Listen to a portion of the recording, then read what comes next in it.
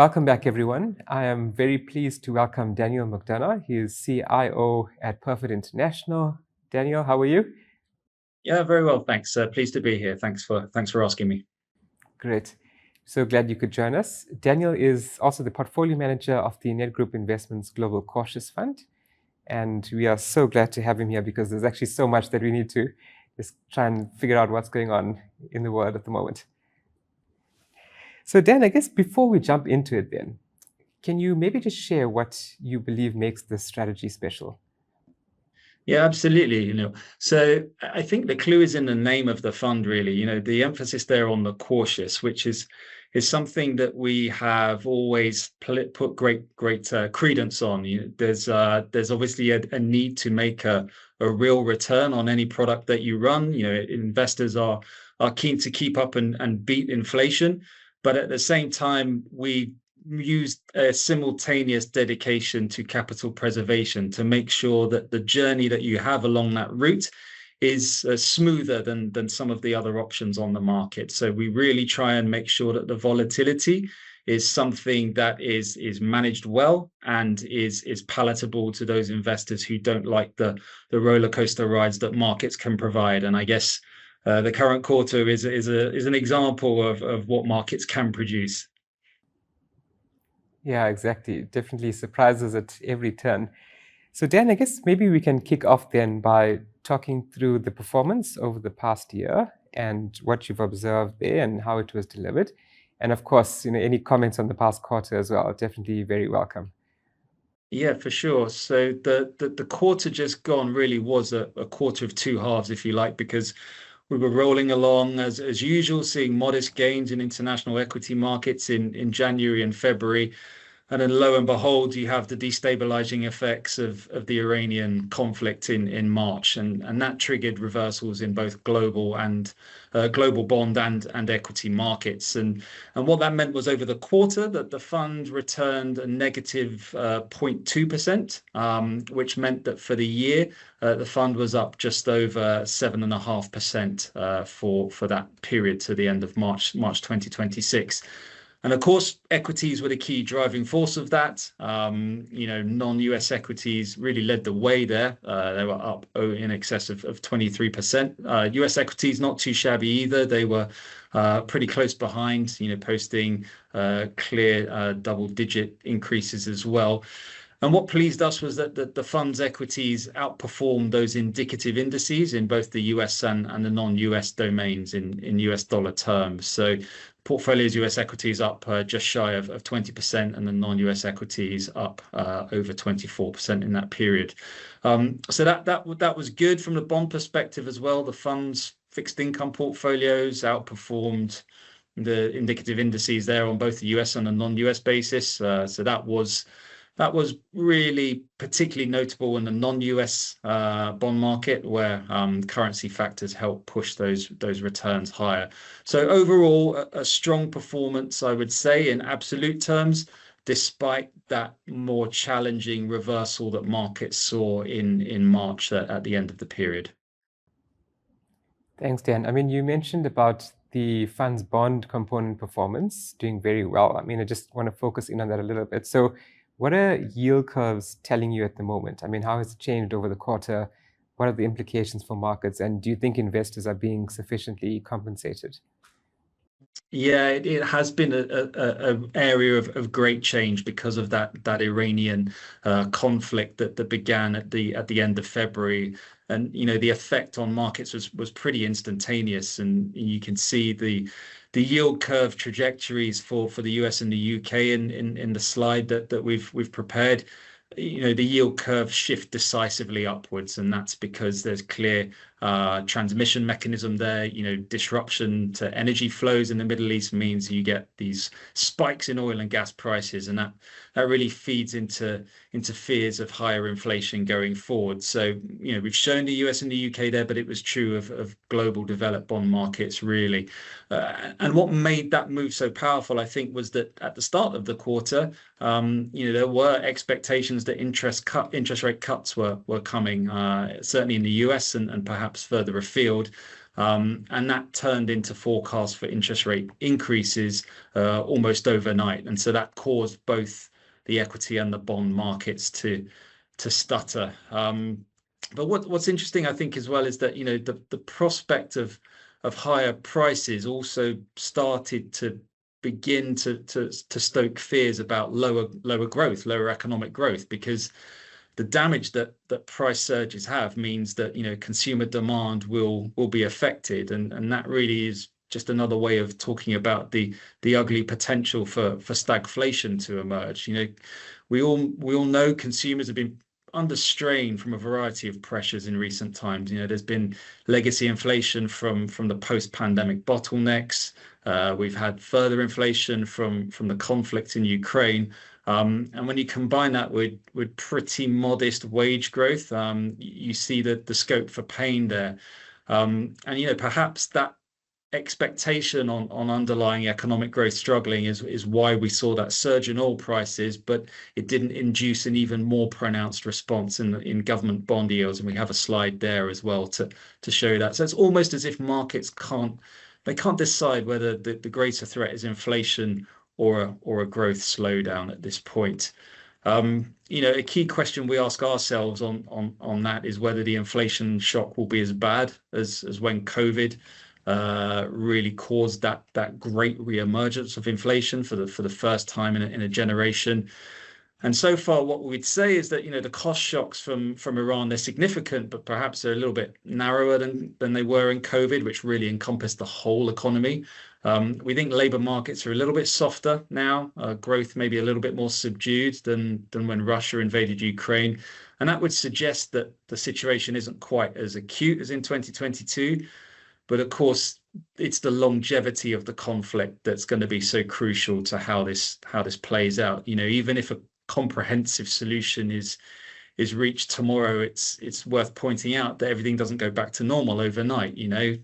We've had energy infrastructure assets being damaged, and the lead time on repairs for things like that, it means that shortages are likely to continue for longer than the political situation takes to resolve. Some of those LNG terminals that we've seen take strikes in Qatar, they can take months, if not years, to bring back to full production. So the consequences of that conflict, I think, are going to resonate for a while yet. It feels like we've had a supply shock, and that's materialized irrespective of when the war ends, and that's going to continue to affect the bond markets as we've seen. And perhaps, if I may, just the last question that matters, what is the end game for the US? That gives you a clue as to when perhaps the conflict might end. And it seems fair to say, to us at least, that the events haven't transpired the way perhaps the US administration were hoping. Perhaps they were hoping for something more akin to Venezuela, which seems a long time ago, but was actually during the same quarter, right at the start.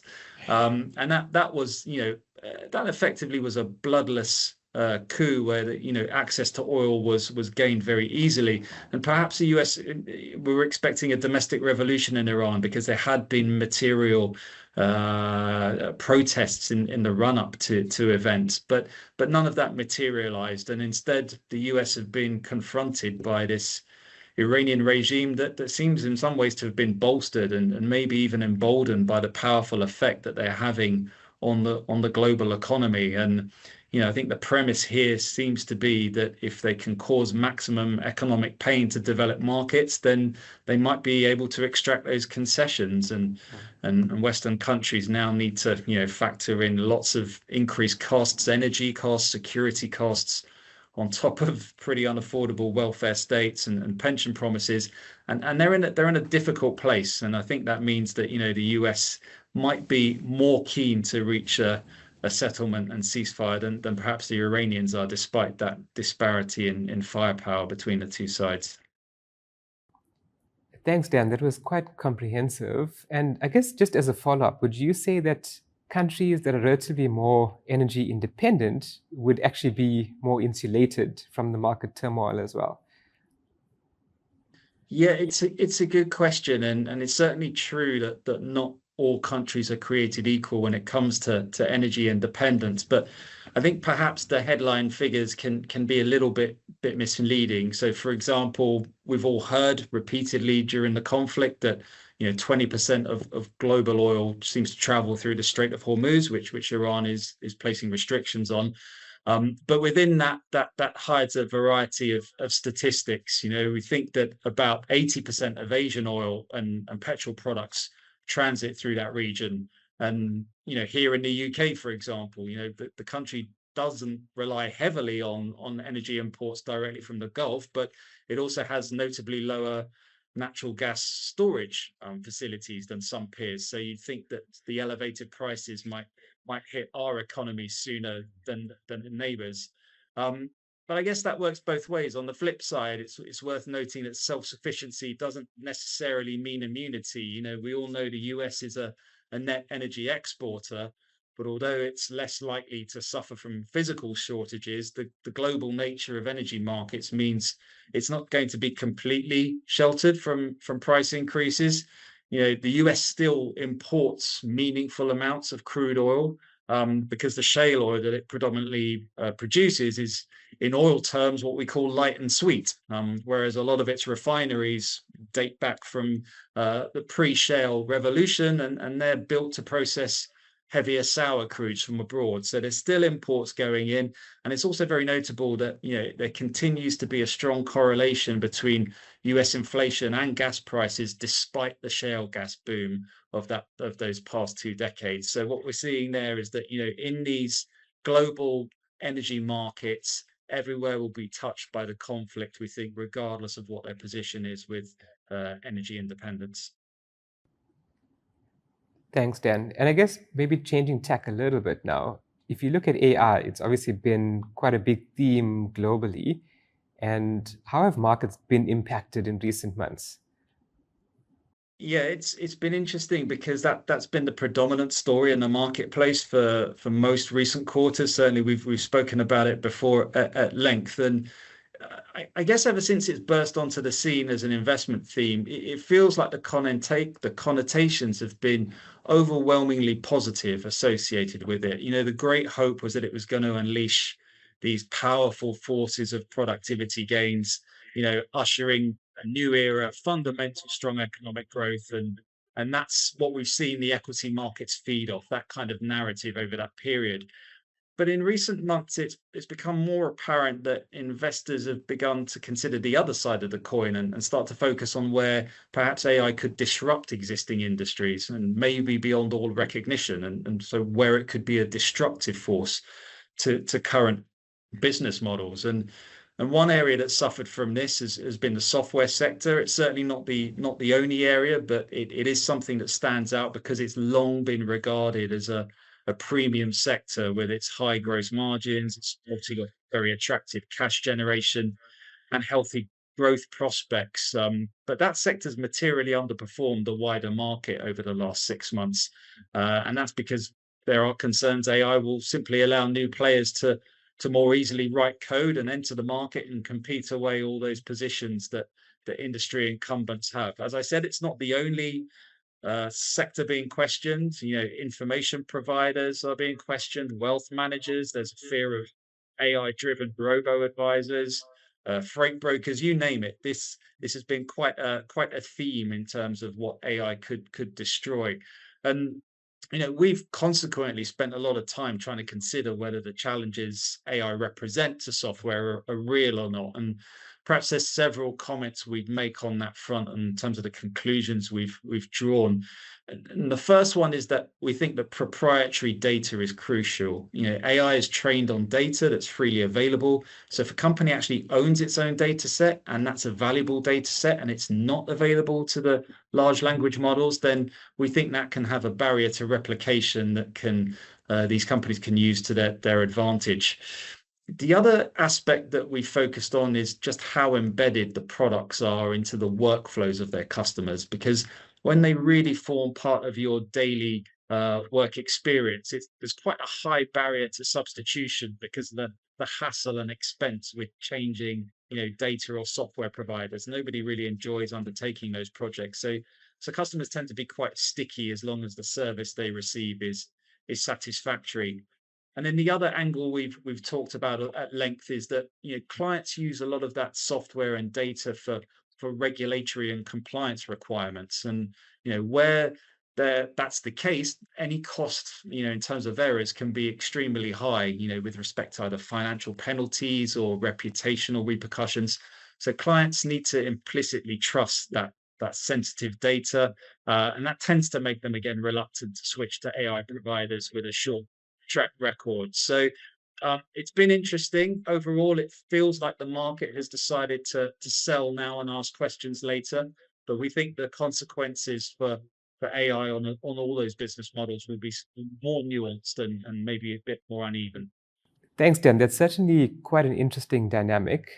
If you can just please share your market views with us, just in a bit of a summarized format, and perhaps highlight anything in particular you think we should be mindful of, please. Absolutely. And, I guess bringing it all together, that front and center still has to be that conflict in Iran, because the longer it continues, it really is an issue, because it puts an end to that favorable environment of the last few years for equities, which were really defined by declining inflation and quite resilient growth. The risk is that the conflict is going to lead to, meaningfully higher rates for longer. And that means lower growth, and that's not an environment that traditionally favors equity markets. So, it will be interesting. Any stagflationary environment tends to pit central bankers against governments. The central bankers want to concentrate on bringing prices down. Governments don't want to let unemployment run out of control.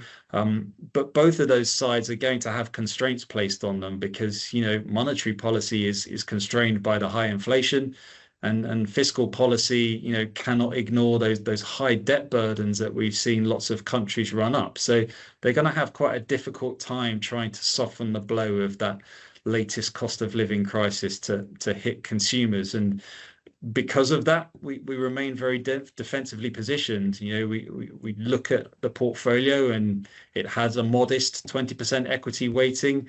It's got a very low duration on the bond portfolio that should protect from the worst damage caused by any further rise in bond yields. And recent events really epitomize why we'd consider an emphasis on capital preservation to be quite prudent in an uncertain environment. Dan, thank you very much. That was extremely insightful. I certainly found all of your comments very interesting, and thank you so much for joining us today. Pleasure. Thank you for having me. Great.